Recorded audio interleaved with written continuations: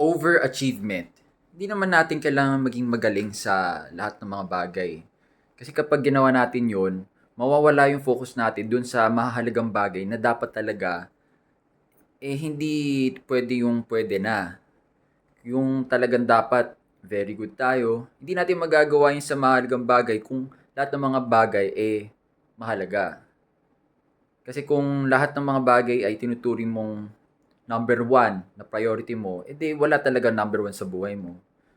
Kaya ganun ang ibig sabihin ng prioritization. Pag priority, talagang limitado lang yung bilang at merong rank. May priority 1, 2, asa 3. And then 4 and below. Kaya kung sa tingin mo, para sa bagay na to, hindi naman talaga maapektuhan yung buhay mo at yung ibang mong trabaho kapag, okay, let's say, pasado, 75% mong ginawa na maganda yung bagay na yun, edi, pabayaan mo na.